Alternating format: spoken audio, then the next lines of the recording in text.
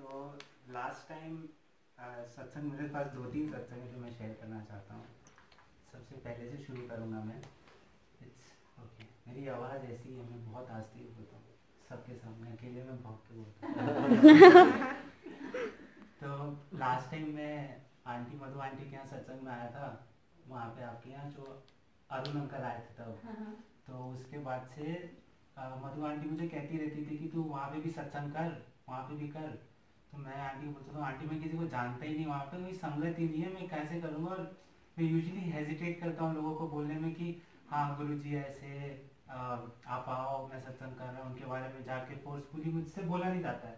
तो मैं कंफर्टेबल हूँ, जिनको गुरुजी के बारे में पता है वो ऐसी संगत जोड़ है, तो अच्छा लगता है मुझे। अंदर से वो एंथू नहीं आता है कि मैं लोगों को जाके बोलूँ। तो ऐसी मैं आपके पास कब था आपके वहाँ पे सत्संग? अक्टूबर और नवंबर अक्टूबर की बात है। तो उसके 2-3 हफ्ते बाद तो गुरुजी मेरे ड्रीम्स में आए थे। उन्होंने मुझे कुछ बोला कि जा तू सत्संग कर। एक पारसी को बुलाई, एक क्रिश्चियन को बुलाई और किसी और को बुलाई, वो मैं भूल गया था, मुझे बाद में आ रहा है, बताता हूँ मैं।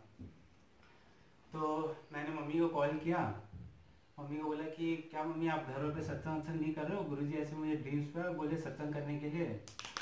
तो मम्मी बोलती है मुझे नहीं बोल रहे हो, तुझे बोल रहा है। तो मैंने मम्मी को बताया कि ओके, मधु आंटी भी मुझे बोलती रहती थी वहाँ पे कोई संगत नहीं है, मैं उज्जवल में रहता हूँ, सिर्फ 1-2 संगत है बर्लिन वगैरह में, मैं करूँ भी तो कहाँ से जोड़ूँ मैं। ऑल्दो बहुत सारे इंडियंस है वहाँ पे जहाँ पे मैं रहता हूँ, बट किसी को पता नहीं है तो मैं नहीं आता। अब गुरुजी ने बोला है तो मेरे को करना ही है।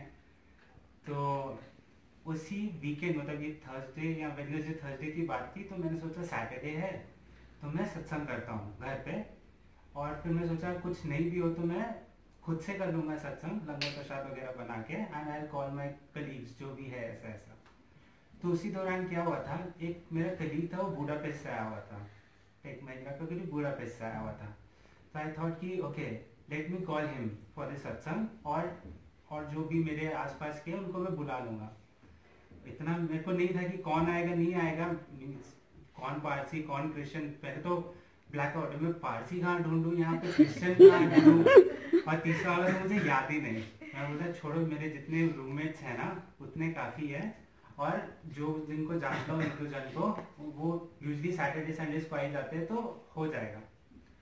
सो सैटरडे को मैं सत्संग, मतलब मैंने लंगर प्रसाद बनाया, राजमा जीरा आलू रोटी प्रसाद बनाना था, मैं बना नहीं पाया क्योंकि मेरे पास टाइम लिमिटेड था। फिर मैंने जीरा राइस बना के सोचा मैं करता हूँ सत्संग। देर हो गई, मैंने 12 बजे 12:15 बजे का टाइम रखा था। मैं करते करते काम करते करते मतलब पता नहीं आंटियाँ कैसे करते हो आप लोग सत्संग, कैसे मैनेज करते थे लोगों को। 4-5 जन में मेरा मतलब टाइम नहीं मैनेज हुआ, तो मैंने बोला कि चलो ठीक है मैं 3-3:15 बजे करता हूँ। तो उसी दौरान मेरे एक कलीग का, मेरे एक फ्रेंड का फ़ोन आया कि मैं आ रहा हूँ। मैंने बोला हाँ ठीक है आ जा। तो मैंने उससे पूछा तूने लंच तो नहीं किया ना, तो उसने बोला नहीं। तो मैंने बोला ठीक है तू आ जा, लंगर साथ में करेंगे। तो वो उसको भी आते आते 2-2:30 बज गए। तो मैंने अपना शॉर्ट सा सत्संग किया अपना, जो भी आधा पौने घंटे का, और फिर मैंने लंगर प्रसाद वो किया।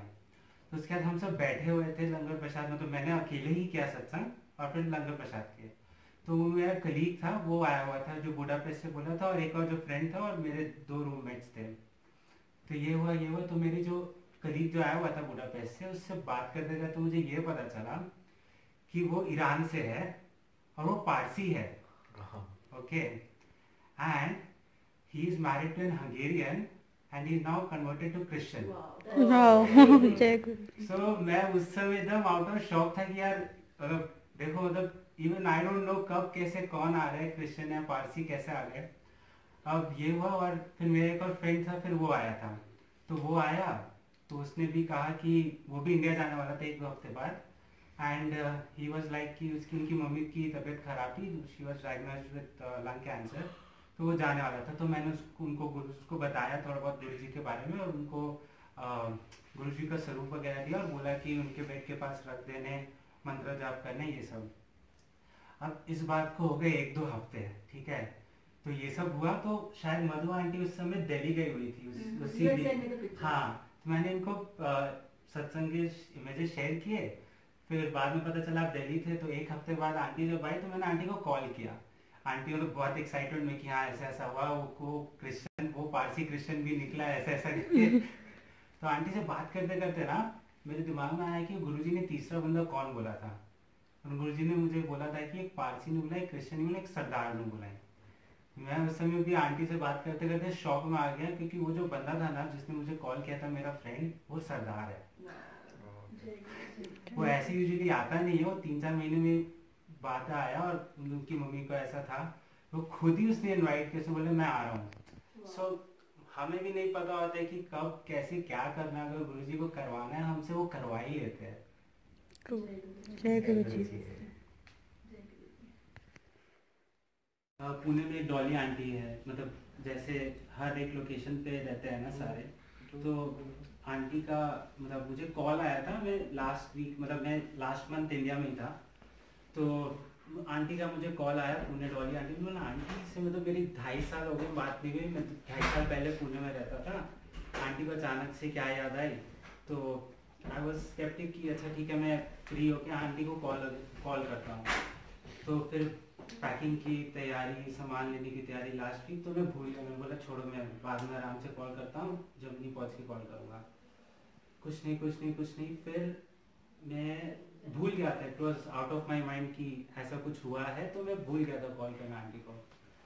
फिर मैं लास्ट ट्यूसडे या मंडे की बात है, मैं जिम में था, तो गूगल डुओ पे कॉल आया था वापस से, पुणे डॉली आंटी करके। मैंने बोला शिट, मैं तो भूल गया आंटी को कॉल करना क्या है क्या नहीं है।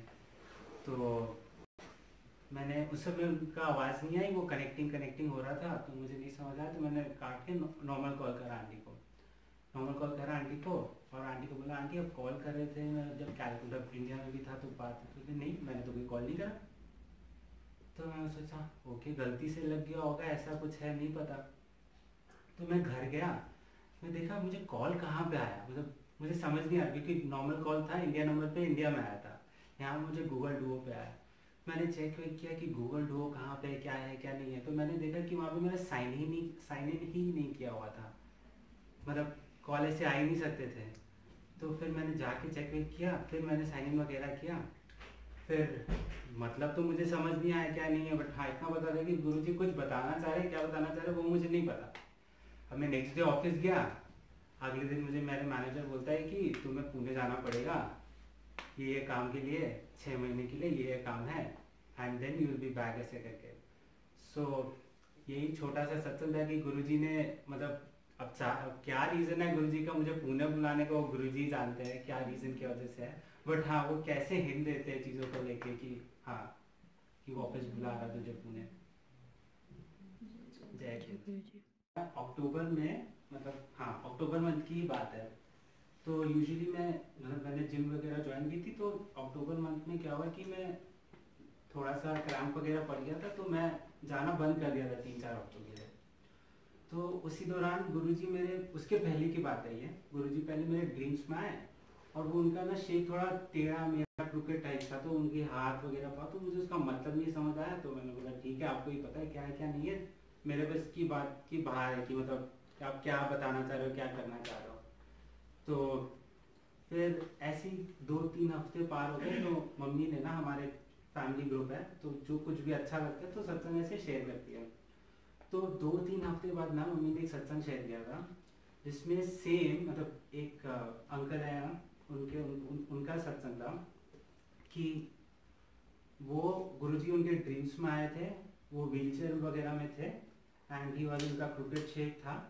और फिर बाद में उनको जब पता चला कि ऐसा क्यों था, तो उन्होंने ये बताया कि गुरुजी ने मतलब उनके ऊपर जिम, वो भी जिम जाते थे, और उस दिन वो जिम जब गए थे तो उनके ऊपर भारी सा डंबल गिरने से ना बचा लिया था गुरुजी ने उनको, एंड उनको उससे पैरालिसिस हो जाता, मतलब इतना वो डेंजरस था। तो जब ये सत्संग शेयर हुआ ना, तो फिर मैंने मम्मी को कॉल किया, मैंने बोला अच्छा ऐसा ऐसा है मम्मी, मेरे साथ भी ऐसे ही हुआ था।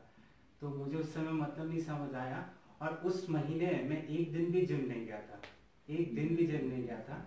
एंड फिर मुझे बाद में पता चला कि गुरुजी ने मुझे ऐसे बचाया है। जय गुरुजी। जय गुरुजी।